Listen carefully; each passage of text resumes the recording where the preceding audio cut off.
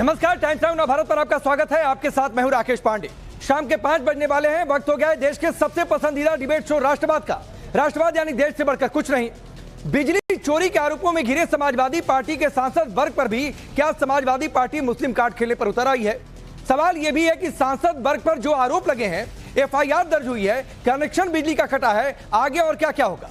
वर्ग पर क्या गिरफ्तारी की तलवार लटक गई है? सवाल यह भी कि पहले बिजली चोरी, फिर अधिकारियों को खुली धमकी देकर, फिर उसके बाद क्या सीनाजोरी की जा रही, जो आरोप लग रहे हैं। सपा सांसद वर्ग के घर पर बिजली का लोड 16 किलोवाट से ज्यादा, लेकिन यूनिट जीरो आने पर बिजली विभाग ने आज कड़ा एक्शन किया। बिजली विभाग की टीम ने वर्ग के घर की जांच की, फिर गड़बड़ी पाए जाने पर एफआईआर दर्ज की और बिजली का कनेक्शन भी काट दिया। इस बीच बिजली विभाग का आरोप है कि सांसद वर्ग के पिता ने अधिकारियों के साथ अभद्रता की और धमकी दी। इस मामले में भी एफआईआर दर्ज हो चुकी है। वहीं समाजवादी पार्टी आरोप लगा रही है कि सांसद चूंकि मुसलमान है इसलिए एक्शन हो रहा है।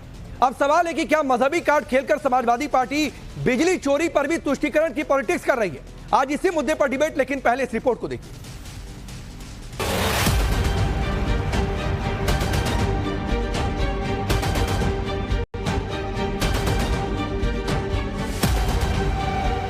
संभल से जनप्रतिनिधि 24 नवंबर को हुई हिंसा के आरोपी नंबर 1 समाजवादी पार्टी के सांसद जियाउर रहमान वर्ग पर अब की बार मुश्किलों की बिजली गिरती नजर आ रही है, क्योंकि पहले से ही एफआईआर के फेर में फंसे सांसद महोदय अब बिजली चोरी के आरोप में बुरी तरीके से फंस गए हैं। सांसद वर्ग के घर में 16 किलोवाट से ज्यादा बिजली का लोड और खर्च यूनिट जीरो। जी हाँ, सही सुना आपने। बिजली चोरी की जांच करने आज सुबह बिजली विभाग की टीम सांसद वर्ग के घर पहुंची। बिजली चोरी की जांच की गई और जांच में मीटर से छेड़खानी और बिजली चोरी पाई गई, जिसके बाद बिजली विभाग की टीम ने पहले एफआईआर दर्ज की और फिर वर्ग के घर का बिजली कनेक्शन ही काट दिया। माननीय सांसद जी के घर पे जो है 2-2 किलोवाट के 2 कनेक्शन थे। एक तो माननीय सांसद जी जियाउर रहमान के नाम से और एक इनके दादाजी के नाम से, जो कि जिनका स्वर्गवास हो चुका है। 2 दिन पहले हम लोगों ने स्मार्ट मीटर लगाया और चूंकि इनके परिसर पे जो है पिछले 6 महीने से 0 यूनिट खपत आ रहा था, जिसके आधार पर जो है खपत में जो है कमी को देखते हुए और परिसर पे लोड जो है बहुत अधिक 16 किलोवाट लोड है। इनके परिसर पे जो है कुल 16.48 किलोवाट का लोड है। तो हम लोगों ने स्मार्ट मीटर लगाया।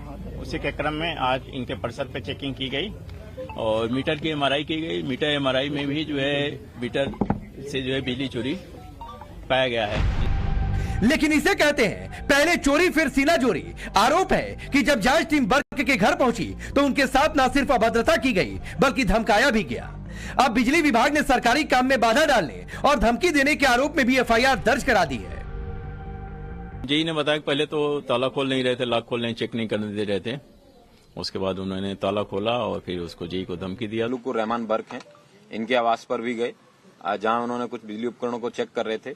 चेक करने के दौरान उनसे अभद्र भाषा का प्रयोग किया और सरकारी कामकाज में बाधा डालते हुए बताया कि आप उनको बेइज्जत कर रहे हैं। इस तरीके की कई बातें बोली गई और उनके द्वारा ये भी बताया गया कि सरकार बदलेगी तो तुम्हारा कबाड़ा कर देंगे। इस तरीके के तमाम शब्दों का प्रयोग किया, जिनका वीडियो है वो बिजली विभाग द्वारा बनाया गया है। उसके बाद में उन्होंने अपना सरकारी कार्य पूर्ण किया। उसके बाद में थाना हाजा पर उपस्थित होकर उन्होंने एक तहरीर दी। प्राप्त तहरीर के आधार पर अभियोग पंजीकृत किया गया है, जो कि 132 बीएनएस, 352 बीएनएस और अन्य सुसंगत धाराओं में अभियोग पंजीकृत कर विधिक कार्रवाई सुनिश्चित की जाए। वर्ग पर बिजली चोरी का आरोप लगा, घर की बिजली काटी गई तो पूरी समाजवादी पार्टी विक्टिम कार्ड खेलने में लग गई। बिजली चोरी को भी हिंदू मुसलमान से जोड़ दिया गया। सरकार पर आरोप लगाया गया कि मुसलमान सांसद हैं, इसीलिए ऐसा किया जा रहा है। मुख्यमंत्री जी ने खेल अपने अधिकारियों के माध्यम से खेला है और अधिकारी बचने के लिए लगातार इस तरह का खेल कर रहे हैं, जानबूझ करके अपमानित कर रहे हैं वहाँ के लोगों को। खासकर मुसलमान भाइयों के घरों में छापा पाड़ रहे हैं, महिलाओं को अपमानित कर रहे हैं और आज सुनने में आया कि सांसद के भी घर में पहुंचे हैं। उनके ऊपर भी मैं तो कहूँगा कि भारतीय जनता पार्टी और खासकर मुख्यमंत्री जी अपने भारतीय जनता पार्टी के लोगों की भी जांच करें। वो भी बड़े पैमाने पर बेईमानी कर रहे हैं, बड़े पैमाने पे बिजली चोरी कर रहे हैं। आप नहीं जानते, अधिकारी जो सरकार चाहेगी वही कहेंगे। आप नहीं जानते इस बात को। तो आपको क्या लगता है ऐसा क्यों हो रहा है? उन्होंने बिजली चोरी की होगी? नहीं, कोई चोरी नहीं। केवल वो संभल के सांसद है, समाजवादी सांसद है, एक मुसलमान सांसद है, इसलिए उनके साथ ये सब कुछ हो रहा है। अखिलेश बीजेपी नेताओं पर बिजली चोरी का आरोप लगा रहे हैं, लेकिन क्या अखिलेश मान रहे हैं कि उनके सांसद ने भी बिजली चोरी की है? समाजवादी पार्टी मामले को मजहबी रंग दे रही है। आपको हैरानी होगी कि जिन सांसद वर्ग पर बिजली चोरी का आरोप लगा है वो खुद ही उस समिति के अध्यक्ष हैं जिसका काम बिजली चोरी को रोकना है। संभल जिलाधिकारी कार्यालय का ये दस्तावेज देखिए। सांसद वर्ग खुद जिला विद्युत समिति संभल के अध्यक्ष हैं। ये समिति भारत सरकार की RDSS योजना के तहत आती है। समिति में बिजली चोरी को रोकने के उपाय किए जाते हैं। लेकिन हैरानी की बात है कि संसद के मोहल्ले दीपा सराय में 80% बिजली चोरी होती है। बिजली चोरी का मामला सामने आने के बाद बीजेपी ने सांसद वर्ग को बर्खास्त करने की मांग की है। तो निश्चित रूप से बहुत भर्त्सनीय है, निंदनीय है और जनता के लिए ये बहुत ही एक तरीके से मतलब जनता को बहुत नाराज करने वाला है। और मैं तो चाहूंगा श्री अखिलेश यादव जी इस वर्ग को इसका आगे बर्खास्त करें। विषय चोरी का नहीं है, विषय 1,00,000 2,50,000 की चोरी का नहीं है। विषय ये है कि जो इतने बड़े संवैधानिक पद पर रहने के बाद इस काम को करता है, चोरी करता है, यानी राष्ट्र का अहित कर रहा है, राष्ट्र का द्रोह कर रहा है, तो निश्चित रूप से व्यक्ति संसद से बर्खास्त होना चाहिए। अब सवाल है कि पहले बिजली चोरी और फिर धमकी देकर सीना जोरी क्यों? सवाल यह भी है कि बिजली चोरी पर FIR तो उसे हिंदू मुस्लिम रंग देकर समाजवादी पार्टी विक्टिम कार्ड खेलकर सांसद पर लगे चोरी के आरोपों को छिपाने का क्या काम कर रही है? सबसे बड़ा सवाल है, क्या सांसद वर्ग पर गिरफ्तारी की तलवार लटक गई है? ब्यूरो रिपोर्ट, टाइम्स नाउ नव भारत। चलिए आपने ये रिपोर्ट देखिए। आपका परिचय आज के मेहमानों से करवाता हूं। शलमणि त्रिपाठी भारतीय जनता पार्टी के नेता और प्रवक्ता, मनोज काका जी समाजवादी पार्टी के नेता और प्रवक्ता स्टूडियो में मौजूद हैं, शुभरास्ता पॉलिटिकल एनालिस्ट के तौर पर, मेहरदीन रंगरेज है MIM पार्टी के नेता और प्रवक्ता, हाफिज नूर अहमद अजहरी है इस्लामिक स्कॉलर के तौर पर। आप सभी का बहुत बहुत स्वागत है। शुरुआत में मनोज काका जी आपसे करता हूं। स्टूडियो में पहली बार आप मेरे साथ बैठे हुए हैं, तो सवाल यह है कि पत्थरबाजों पर बोला गया कि मुस्लिम है इसलिए टारगेट किया गया, सर्वे हुआ तो मुस्लिमों के खिलाफ सरकार है। अब आपके सांसद का बिजली बिल जीरो आ गया तो भी उसमें कहा गया कि भाई ये तो जांच हो रही है और आपत्ति इसलिए हो रही है क्योंकि मुसलमान है। नहीं, मैं तो आपके स्टूडियो में आया, पहले विषय कुछ और बताया गया, फिर विषय ये रहा। हालांकि कोई बात नहीं, आपके स्टूडियो में आया और आपने जो सवाल खड़ा किया मुसलमान का सवाल है, बिजली चोरी का नहीं है। इस देश में सबसे बड़ी चोरी और सबसे बड़े चोरी करके उसके सीनाजोरी के समर्थक और उस विचारधारा के पोषक अगर कोई है तो भारतीय जनता पार्टी है, जो चंडीगढ़ में जो इस देश का लोकतंत्र भी चुराना चाह रही है। सवाल बिजली चोरी का नहीं है, क्योंकि वर्ग एक सही बात है कि मुसलमान सांसद हैं और उनको प्रताड़ित करना है। इस देश के मुसलमानों को दूसरे दर्जे के निगाह से और दूसरे दर्जे के दृष्टिकोण से देखना कोई आज नरेंद्र मोदी की और भारतीय जनता पार्टी की कोई नई बात थोड़ी है। ये तो RSS के गोलवरकर और सावरकर से आई है और उसी का एक अच्छा उदाहरण देश के गृह मंत्री ने इस देश के उच्च सदन में दिखाया, बाबा साहब से घिड़ा करते हुए नजर आए। क्योंकि ये लोग चाहते हैं कि इस देश में जाति व्यवस्था मनुवाद चलता रहे, बाबा साहब का दिया हुआ संविधान अप्रासंगिक हो जाए, तो ये चलने वाला नहीं है। और बिजली की जो बात है, सांसद के यहाँ क्या मीटर नहीं था? सांसद क्या मीटर था? क्या सांसद का कनेक्शन लीगल नहीं था? सांसद का कनेक्शन वैध था।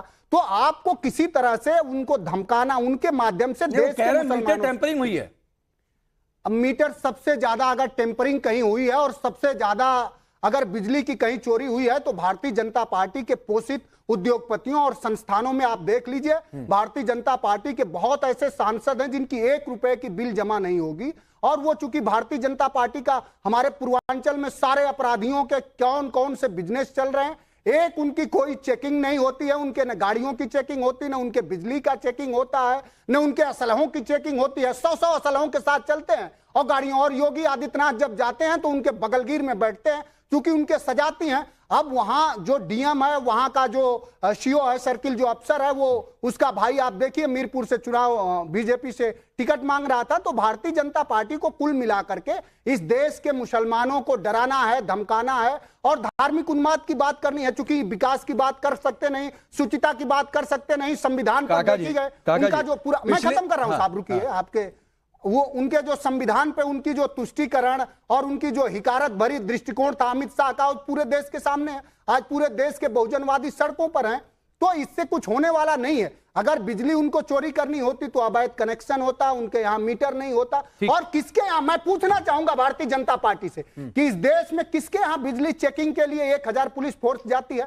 पैरामिलिट्री फोर्स जाती है। तो वो आप कह इस रहे हैं तरह अधिकारी की डराया जा रहा है, धमकाया जा रहा है, नहीं आने की हिम्मत थी, आज ये माहौल बन गया इसलिए चले आए हैं। ये अधिकारियों की बातचीत सुनिए आप मनोज काका जी, और मैं आपको आधा मिनट और देता हूं सर, शलभ मणि बाकी बातों का जवाब देंगे। आपने 3-4 बार मुसलमान मुसलमान मुसलमान मुसलमान कर दिया, मैं आपको 30 सेकंड देता हूं अनइंटरप्टेड। आप बोलिए कि हिंदू मंदिर जो मिले, आप बोलिए उन कुओं को जिसको पाट दिया गया, आप बोलिए जिन मूर्तियों को निकाला गया है किसने मूर्तियां फेंक दी, आप बात करिए 1978 में जो हिंदू वहां पर मारे गए, क्यों खगुसराय को छोड़कर भागना पड़ा। 30 सेकंड बोलिए सर।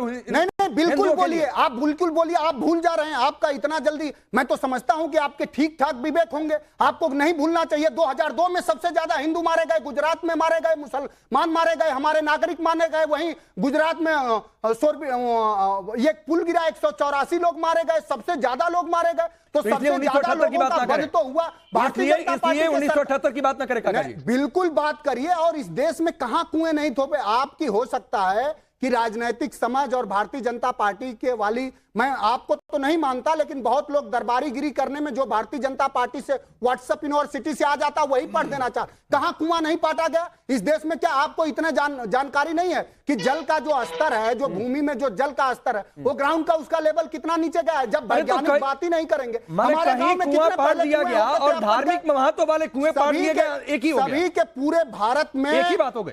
पूरे भारत में जो पहले कुआं किसानों के जो रहट और वो चलती थी, उससे सिंचाई होती थी, लोग पानी पी, पूरे भारत में कुओं की संख्या कम हुई है, वहां भी पटे हैं। हम तो ऐसे परिवार से आते हैं कि हमारे परिवार में 4-5 कुएं थे, अभी पिछले साल एक कुएं का हम लोगों ने रिनोवेशन कराया है। तो अब क्या करेंगे? कोई आके मुकदमा कर देगा। ठीक है मनोज काका जी, आपके घर के कुएं और मंदिर वाले और जहां कुआं पूजन हो रहा है, कुओं में अंतर होता है। मैं खत्म कर रहा हूं। ये सवाल मंदिर वाला नहीं है। भारतीय जनता पार्टी न राम के उपासक है न कृष्ण की उपासक है। भारतीय जनता पार्टी जो मर्यादा पुरुषोत्तम राम की उपासक बनती है, गाय काटने वाली कंपनियों से चंदा ले लेती है, तो उनसे सवाल नहीं कर पाएंगे। मर्यादा पुरुषोत्तम भगवान राम के चंदे से आप कृष्ण के उपासक है ना? आप कृष्ण के उपासक है, मथुरा पर साथ देंगे बीजेपी का? आप मथुरा पर साथ देंगे बीजेपी का? संविधान का साथ देंगे। भारतीय जनता पार्टी किस उपासक है? क्या बात कर रहे हैं आप? कह रहे हो ना राम के उपासक है ना कृष्ण के उपासक है, तो अयोध्या पर आप उनके स्टैंड को गड़बड़ कर देते हैं। आप तो यदुवंशी हैं, आपकी पार्टी यदुवंशी चलाते हैं। मैं पूछ रहा हूं मथुरा पर साथ देंगे? तो साथ साथ बहुजन समाज का आदमी हूं, एक पिछड़े वर्ग से आता हूं, और मैं ये चाहता हूं कि अमित शाह ने जो हिकारत भरे दृष्टिकोण से इस देश के संविधान निर्माता के प्रति जो अपशब्द कहे हैं उसके लिए क्षमा मांगे। भारतीय जनता पार्टी के सभी लोगों को क्षमा मांगे। ठीक है सर, पूरे देश के लोग जान चुके हैं कि भारतीय जनता पार्टी बहुजन विरोधी है। जिस मनु स्मृति को बाबा साहब 25 दिसंबर 1927 को जला दिए, उसी को बीजेपी मैं शलभ मणि के पास जाता हूं, बीजेपी। लेकिन मनोज काका जी एक बात कहते हुए, आप बाबा साहब की बात कर रहे हैं ना, कल आपकी पार्टी के महासचिव रामगोपाल यादव जी ने कहा था कि मुसलमानों को संविधान बदलकर आरक्षण दे दो, तो जाकर इंट्रोस्पेक्ट करिएगा कि कभी बाबा साहब ने कहा था कि धर्म के आधार पर आरक्षण होना चाहिए, तो पहले उनसे जाकर डिस्कस करिएगा। सर मैं आऊंगा इस पर बात करूंगा। हमेशा ये कहा है कि इस देश में जो सम्मान और जो मान मुसलमान का है, रामगोपाल जी से चर्चा भी करिएगा। ठीक से इनको आपको इतिहास नहीं पता। फिर वही बात है सर, इस पर बातचीत करूंगा। शलभ मणि अंग्रेजों की गुलामी कर रहे थे, माफीनामा का चंदा ले रहे थे। मुस्लिम इसलिए टारगेट कर रहे हैं, संभल का खगुसराय मुस्लिम बहुल इसलिए टारगेट कर रहे हैं, इसलिए बिजली विभाग का ऑपरेशन चल रहा है, ये आरोप है। शलभ मणि का रिप्लाई आऊंगा काका जी। ठीक है सर, सबने कुर्बानी दी है। इस देश की मिट्टी में सबका खून मिला है। शलभ मणि, अब गुनाहगार अगर मुसलमान है तो चाहे उसने कितना भी बड़ा गुनाह क्यों न किया हो, कितनी बड़ी बिजली चोरी क्यों न की हो, भले ही आतंकवाद क्यों न किया हो, समाजवादी पार्टी तो उसके लड़ेगी। और ये पहली बार हो रहा है क्या? उत्तर प्रदेश में धर्मस्थलों पर हमले हुए, और धर्मस्थलों पर हमले जब हुए उसके बाद बहन मायावती जी की सरकार थी, केंद्रीय एजेंसियों ने और स्टेट की एजेंसियों ने मिलकर आतंकवादी पकड़े, और खूंखार आतंकवादी पकड़े जिनके बहुत बड़े बड़े ट्रैक रिकॉर्ड थे, जिनके खिलाफ बहुत बहुत मामले थे। उनके मुकदमे किसने वापस लिए? इनको पता ही नहीं है। और जब समाजवादी पार्टी ने मुकदमे वापस लिए, पाकिस्तान के आतंकवादियों को भारतीय जनता पार्टी की सरकार ने अपने देश में सर्वे करा दिया। उन्हीं से डिबेट करा लीजिए, फिर अपने देश में उन्हीं से डिबेट करा लीजिए। फिर आप स्टूडियो में बैठा के बकवास कराते हैं, नहीं गलत बात है। सबसे बकवास सुन रहा हूँ, मनोज काका जी आप स्टूडियो में झूठता सुन रहा हूँ बैठ के। ज्यादा अगर मनोज काका जी प्लीज सर, प्लीज नहीं ऐसे नहीं चलेगा। मनोज काका जी, मनोज काका जी, नहीं नहीं पुलवामा के शहीदों को जहाज नहीं दे पाए, हमारे लोगों की बलि चढ़ गई, मनोज काका, उन शहीदों को हमने कंधों पे ढोया है। प्लीज सर, मनोज काका जी 4 से 5 मिनट आपने बोला है, शलमणि को सुनिए। आप इस स्टूडियो में हैं, ये कोई तरीका नहीं है। नहीं, बिल्कुल नहीं चलेगा। आप क्या जानोगे? अभी आप क्या जानोगे? शहीदों के खून पर, मनोज काका जी, पर भी मुझे राजनीति करती है भारतीय जनता पार्टी। एक मिनट रुक जाइए। आप क्या जानोगे? मनोज काका जी, हमारे घर के लोग सरहदों की सुरक्षा किए हैं, हमारे सगे भाई। मनोज काका जी, क्या बात कर रहे हो? मनोज काका जी, मनोज काका जी, मनोज काका जी, आप गाय काटने वाले कंपनियों से चंदा लेते हैं। मनोज काका जी, आपने डिबेट की शुरुआत सर प्लीज ऐसे नहीं, डिबेट डिस्टर्ब नहीं करना। मनोज काका जी, डिबेट डिस्टर्ब नहीं करना। रुक जाइए ना सर प्लीज। इस तरह की आपकी शुरुआती बात में हमसे पूछेंगे, आपकी शुरुआती बात में शलमणि ने बिल्कुल इंटरप्ट नहीं किया। इंटरप्ट तो आप उनको सुनिए सर पहले। मैं भी डिबेट से अभी मैं उठ रही हूँ, क्योंकि ऐसे संभव नहीं है। नहीं शुभ्राज साहब प्लीज, अभी सबकी आवाज डाउन करिए, मेरी आवाज भी डाउन करिए, शलमणि की आवाज डाउन करिए, अपने पॉलिटिकल मेरी आवाज, स्टूडियो की पूरी आवाज हटाइए और शलमणि को बिठाइए। ऐसे नहीं होता है, नहीं ऐसे नहीं होता है। सबकी आवाज डाउन होगी, मेरी भी आवाज डाउन होगी। शलमणि जी को दोबारा बुलाइए, उनको बिठाइए और सिर्फ शलमणि जी की आवाज ऑन एयर जाएगी और किसी की नहीं जाएगी।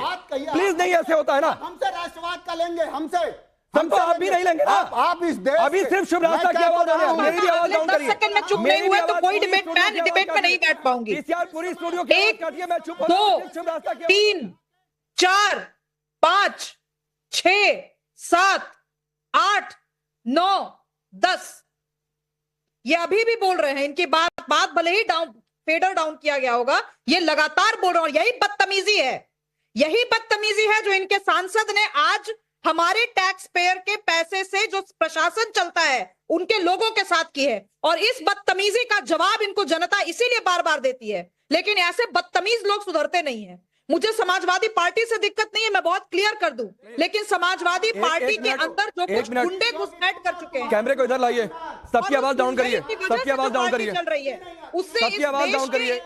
कैमरा मेरे पर लेकर आइए, कैमरा यहाँ रखिए, कैमरा यहाँ रखिए, मेरे पास ले आइए, सबकी आवाज डाउन करिए। मैं सबसे रिक्वेस्ट कर रहा हूं, मनोज काका जी आपसे भी रिक्वेस्ट कर रहा हूं सर, इस स्टूडियो की एक मजबूरी है कि अगर एंकर का माइक ऑन एयर है, एंकर का माइक ऑन एयर है तो जो गेस्ट स्टूडियो में रहेंगे सर उनकी आवाज ऑन एयर जाएगी सर। और मैं सबको कह रहा हूं कि सर बहुत सभ्य भाषा और शब्दों का इस्तेमाल करें। मनोज काका जी सर, आपसे मैंने डिबेट की शुरुआत की थी, 5-6 मिनट आपके पास रहा सर, तो आपको शलमणि के बीच में बिल्कुल नहीं जाना चाहिए था। फिलहाल शिवराज सिंह चौहान की प्रेस कॉन्फ्रेंस हो रही है, उधर रुक करते हैं। देवेंद्र जी,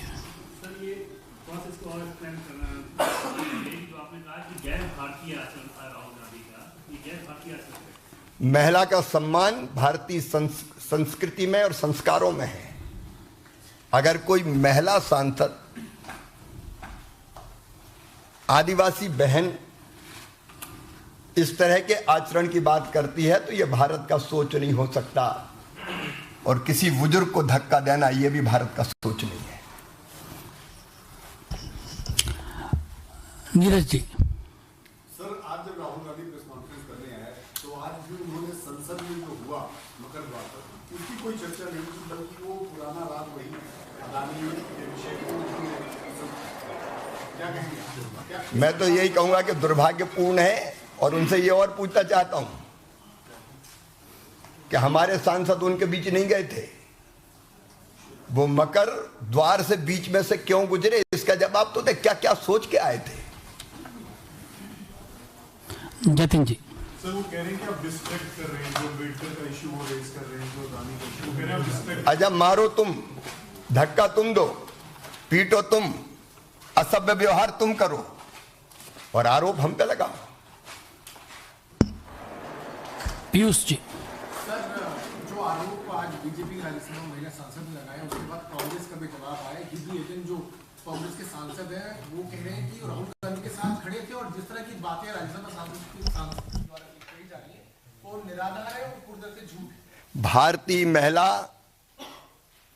कभी इस तरह के, और विशेषकर सांसद, आदिवासी सांसद, कभी इस तरह के आरोप, झूठे आरोप नहीं लगा सकती। हिमांशु,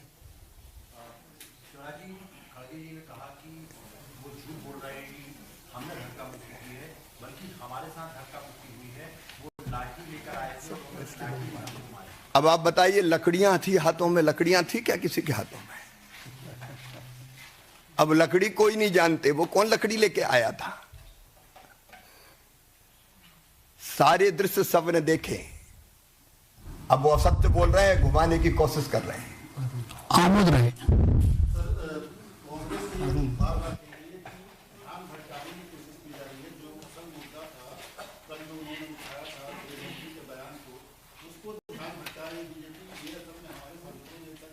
मारपीट तुम करो, ध्यान हम भटकाएं। मैं तो सीधे ये पूछता हूं कि वहां बीच से गए क्यों, बीच में गए क्यों? हम लोग तो नहीं जाते उनका धरना प्रदर्शन, कोई आंदोलन होता है तो। संजय शर्मा जी।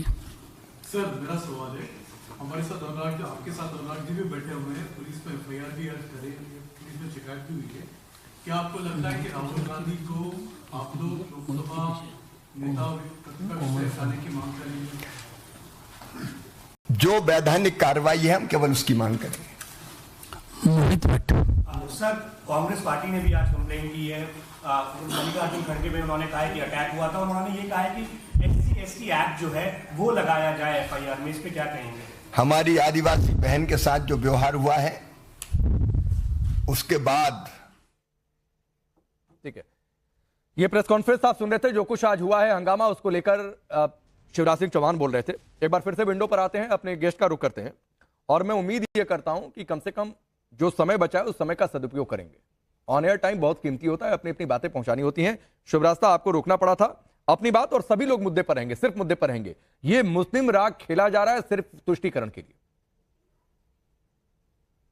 बिल्कुल बिल्कुल ही तुष्टीकरण के लिए खेला जा रहा है। अब नहीं तो आप मुझे बताइए कि सवाल पूछा जा रहा है एक स्पेसिफिक इंसिडेंट पे जो किसी सांसद के घर पे हुआ, मैं यहां क्यों बैठकर सुनूं कि पूरे विपक्ष का और समाजवादी पार्टी का पर्सपेक्टिव क्या है हिंदुत्व को लेकर, भारतीय जनता पार्टी और हिंदुत्व के उनके कनेक्शन पर क्या, इसका क्या लेना देना है? भाई बिजली चोरी का इल्जाम सांसद वर्ग पर लगा, यहां प्रशासन से कुछ लोग गए, उनके साथ बदतमीजी की गई, बस इतनी सी घटना पर बोलने में क्यों जा रहा है? क्यों किसी को होठ कंठ लग रहा है इसमें? तो सिंपल सी बात है ना, उस घटना की निंदा करनी चाहिए तो निंदा कीजिए, आपको नहीं निंदा करनी है तो कहिए कि नहीं हम वर्ग के साथ खड़े हैं। इसमें इतना बड़ा तीम ताम क्या है? इसमें मैं क्यों सुनूं कि राम के बारे में भाजपा क्या सोचती है, कृष्ण के बारे में आप क्या सोचते, तो दिख गया। नहीं तो आज आप प्रण लीजिए ना कि हाँ हम कृष्ण जन्मभूमि को लेकर के सपा का स्टैंड यह है और हम उस स्टैंड पर टिके रहेंगे। संविधान में कहीं भी ये नहीं लिखा गया है, मंदिरों पर स्पेसिफिकली संविधान में चर्चा नहीं की गई है, इसीलिए मेरे जैसे लोगों को मूर्ख बनाना बंद करें। एज ए हिंदू मैं जानना चाहती हूं कि मेरा जो एक मंदिर है जिस पर मेरी आस्था है, मेरी मान्यता है कि वहां पर कृष्ण जन्मभूमि बड़े अच्छे से बनना चाहिए, उसको लेकर के समाजवादी पार्टी का पक्ष क्या है? समाजवादी पार्टी जो अपने को यादवों की पार्टी कहती है, क्या है पक्ष उसका? मैं बस सिंपल से दो सवाल पूछ रही हूँ, इसका जवाब देने में मुझे भारतीय जनता पार्टी और हिंदुत्व और उनके राम तत्व पे क्या उनकी व्याख्या मुझे नहीं सुनना। ठीक है, बोलिए काका जी। मुझे समाजवादी पार्टी से राम पे नहीं सुनना। ठीक है काका जी, 30 सेकंड रिप्लाई, फिर मैं बाकी मेहमानों का देखा कार सेवकों पे गोली चलाई गई, सब देखा हमने कि वो राम को लेकर क्या पर्सपेक्टिव है उनका। देखिए मैं तो वैसे आपके सवालों का जवाब देना मुनासिब समझूंगा, लेकिन फिर भी किसी ने सवाल किया है, हमारे घर में बहन बेटियां किसी को बदतमीज नहीं कहती, लेकिन क्यों नहीं पर्सनल मत हो, ये मेरी हाथ जोड़कर रिक्वेस्ट है सर, देखिए कोई पर्सनल ना हो जाए प्लीज, प्लीज कोई पर्सनल ना हो। एक सेकंड मैं जानना चाहती हूँ कि मैं इस टेलीविजन सवाल किया है तो जवाब तो सुनेंगे। के सामने बैठी हूँ क्योंकि ये वही नेता है जो कल मुझसे मेरा वोट मांगने आएंगे, इनको मुनासिब नहीं लग रहा है मुझे सुनना, इसका मतलब कि वोटर की बात नहीं सुनना चाहते। नहीं ठीक है शिवराज साहब, आपने सवाल पूछा, वो जवाब भी दे रहे हैं। शिवराज साहब जी प्लीज वो जवाब दे रहे हैं। तो सुब्राष्टा आप हमारी अगर संवाद को छोड़ दिए जाती है तो हमारी बहन समान होंगी, और हमारे घर में हमारी कोई बहन किसी को बदतमीज नहीं करती, लेकिन जिनके घर के लोग पूरा घर बदतमीज होता है तो अपने बहन बेटियों को इसी तरह की भाषा का मर्यादा सिखाते हैं। दूसरी बात नहीं, प्लीज पर्सनल नहीं। मनोज काका जी आपकी बात गलत है, आप मामले को मैं ये बदतमीजी बर्दाश्त नहीं बिल्कुल नहीं बर्दाश्त करूंगी। इनको कोई हक नहीं है कि ये मेरे माँ बाप और मेरे संस्कार पर जाएं, नहीं तो मैं इनको अच्छे से संस्कार दिखा सकती हूँ। मैं इस डिबेट का बहिष्कार करती हूँ, और आज के बाद किसी भी सार्वजनिक मंच पर मनोज काका जैसे गुंडे और बदतमीज नेता के साथ नहीं बैठूंगी। मैं एक इल्जाम और लगा रही हूँ कि अगर कभी मनोज काका मुझे पर्सनली मिलता भी है, अगर कभी मुझे समाजवादी पार्टी का जो पक्ष है वो संविधान सम्मत है, और संविधान में ये बात कही गई है, संविधान में ये बात कही गई है कि सभी को अपने धर्म और पंथ के उपासना की पूरी स्वतंत्रता है, और समाजवादी पार्टी उसी के साथ खड़ी है। समाजवादी पार्टी की जो मनोज काका जी सर, आपसे ये उम्मीद नहीं थी जो आपने आज किया है, और इसलिए उम्मीद नहीं थी कि आपने शुभरास्ता को लेकर जो कहा मैंने पहले रिक्वेस्ट किया था सर, मुझे क्या कहा राकेश जी? नहीं ठीक है, वो किसने मैंने उसको इंटरप्ट कर दिया था मनोज काका जी, लेकिन आपको शुभ रास्ता के परिवार पर जाने की कोई जरूरत नहीं थी। अगर आप ये ठान कर बैठे हैं सर, अगर आप ये ठान कर बैठे हैं कि शो खराब करेंगे और डिबेट डिरेल करेंगे सर, तो आप कर लीजिए, ये आपको मुबारक होता है। नहीं, लेकिन आपको इस पर खेद जताना चाहिए कि आपको शुभ रास्ता के परिवार पर, संस्कारों पर जाने की कोई जरूरत नहीं थी, वरना आपकी पार्टी में दर्जनों ऐसे स्टेटमेंट है सर, आप नहीं जवाब दे पाएंगे किसके कैसे संस्कार हैं। मेरे पर बदतमीजी का सबसे पहले आरोप किसने लगाया? आपके सब आर्काइव में। सर मैंने उसको खारिज किया, मैंने एक शब्द मैंने उसको खारिज किया, और दूसरी बात है उन्होंने आपके तरीके को लेकर सवाल उठाया था। नहीं, उन्होंने आपके तरीके को लेकर सवाल उठाया था। देखिए राकेश जी, हम लोग कभी अमर्यादित बोल भाषा आचरण के अनुसरण करने वाले लोग नहीं हैं, लेकिन अगर आप चाहते हैं कि कोई आपके शो पर मुझे गाली दे और नहीं सर, नहीं, बिल्कुल नहीं चला जाऊं, मैं मनोज काका जी किसी को गाली नहीं देने दूंगा, नहीं हो पाएगा। और किसी की यह हिम्मत नहीं है कि मेरे सामने मेरे किसी भी पैनलिस्ट को गाली देकर चला जाए। उन्होंने क्या किया? किसी के लिए सर तमीज शब्द किसने प्रयोग करा? उन्होंने आपके तरीके को लेकर, जिस तरीके से शलभ मणि के बीच में आपने बोलना शुरू किया, उस तरीके को लेकर उन्होंने किया था, और मैंने उससे खारिज भी किया था, इंटरप्ट भी किया था हमारे बीच में, लेकिन फिर आप उनके परिवार और संस्कारों पर चले गए। सर ये तरीका ठीक नहीं है ना, ये तरीका ठीक नहीं है मनोज काका, ये आप सोचिएगा सर, सोचिएगा। आप मेरे कोई परिवार पे आएगा तो मैं भी नहीं सर, वो आपके परिवार पर नहीं गई। आप चाहते हैं तो आगे से ऐसा ही होगा कि कोई मुझे गाली देगा, मैं बैठा रहूंगा। नहीं, मैं देने नहीं दूंगा मनोज काका जी, मैं कह रहा हूं मैं देने नहीं दूंगा। बात पर चलिए बातों से आगे बढ़िए। मैं देखिए, जो कृष्ण की और धर्मों की जो बात होती है, आप भी जानते हैं कि हमारे संविधान के प्रस्तावना में है कि सभी को अपने मजहब के, अपने उपासना की स्वतंत्रता है, पूरी स्वतंत्रता। समाजवादी पार्टी उसी के साथ खड़ी है, और जो लोग सिर्फ धर्म के नाम पर इस देश में भूखमरी का सवाल है, बेरोजगारी का सवाल है, भ्रष्टाचार का सवाल है, सारे सवालों को ढक चलिए बाकी दो मेहमानों का सामाजिक न्याय को मेहरदीन रंगरेज और अजहर, धार्मिक बातें और धार्मिक उन्माद फैलाते हैं, वो बीजेपी। ठीक है मेहरदीन रंगरेज, ये पूरा जो बवाल हुआ सिर्फ इसलिए कि ये सवाल क्यों पूछ दिया गया कि बर्क मुस्लिम है इसलिए कार्रवाई हो रही है, मुस्लिम बहुल इलाका है तो वहां पर बिजली चोरी के खिलाफ एक्शन क्यों चल रहा है, इतना बवाल होगा देश में। देखिए राकेश भाई, बिल्कुल अच्छा सुनिए राकेश भाई, जिस तरीके से अगर मुसलमान सांसद होता है तो उसकी बिजली की भी चेकिंग हो जाती है, उसकी जमीन की भी चेकिंग हो जाती है, उसका मकान अवैध बना है उसकी भी चेकिंग हो जाती है, और ना जाने कितने और सांसद विधायक हैं जिनकी कोई चेकिंग भी नहीं होती, जिन्होंने अवैध उनका मकान भी बना हुआ होगा, उनके यहाँ बिजली भी चोरी होगी। तो ये खास तौर से बदले की भावना से जो कार्रवाई भाजपा की सरकार जहां जहां पर भी है स्टेट में, वो इस तरीके की कार्रवाई करके मुसलमानों को दबाने का, कुचलने का काम कर रही है। ये मुसलमानों को दबाने कुचलने का काम नहीं है, देश के संविधान को, देश के कानून को कुचलने का काम कर रही है। एफआईआर झूठ है, एफआईआर झूठ है। अब सुनिए, जब योगी जी पे शासन प्रशासन का डंडा चला था ना, तो वो जो अरे पहले जो पूछ रहा हूं मेहरदीन, एफआईआर झूठ है ऐसे रो रहे थे ऐसे। मेहरदीन कॉमेडी शो में नहीं बैठे हुए हैं, अगर इतनी एक्टिंग का शौक है सर जाकर किसी टेलीविजन सीरियल में काम करिए। बिल्कुल, अगर आपको इतनी एक्टिंग का शौक लगा हुआ है तो मैं पूछ रहा हूं क्या एफआईआर झूठ है?